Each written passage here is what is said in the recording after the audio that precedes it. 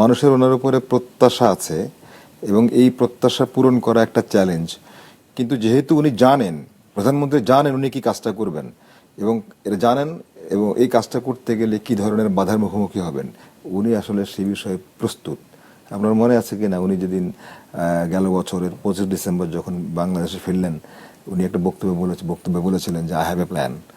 এর মানে হচ্ছে এই প্ল্যানটা কি, এই বাংলাদেশটাকে পরিবর্তনের জন্য, এই বাংলাদেশটাকে জনগণের বাংলাদেশ করার জন্য যা যা করা দরকার, এই বাংলাদেশে মানুষের জীবন মান উন্নয়ন করার জন্য যা যা করা দরকার, ওনার বিস্তারিত প্ল্যান আছে।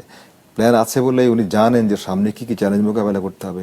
তো উনি যেহেতু জেনে বুঝে এই পরিকল্পনা তৈরি করেছেন, ফলে প্রত্যাশার একটা চাপ থাকলেও, চ্যালেঞ্জ থাকলেও, সেগুলো উনি মোকাবেলা করেই এগিয়ে যাচ্ছেন।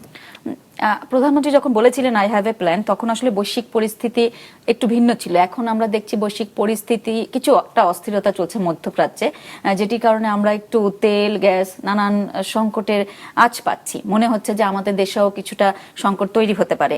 সেক্ষেত্রে কি সরকারের এই যে প্রায়োরিটি লিস্টে কোনো কাটছাট করা লাগছে, নাকি আগের মতো এগোতে পারছেন? একটা ভালো প্রশ্ন করেছেন। আই হ্যাভ এ প্ল্যান মানে হচ্ছে উনি যে সমস্ত প্ল্যানগুলো করেছেন, কোন কোন সেক্টর ভিত্তিক, প্রতিটি সেক্টর ভিত্তিক বাংলাদেশকে পরিবর্তন করার জন্য,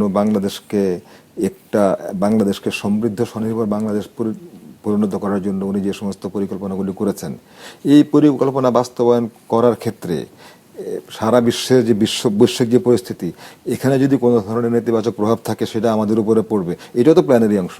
সো এই ধরনের পরিস্থিতি হলে উনি কিভাবে সেটি মোকাবেলা করবেন, সেই প্ল্যানটাও তার আছে। এই কারণেই তো উনি বলেছেন যে আই হ্যাভ এ প্ল্যান।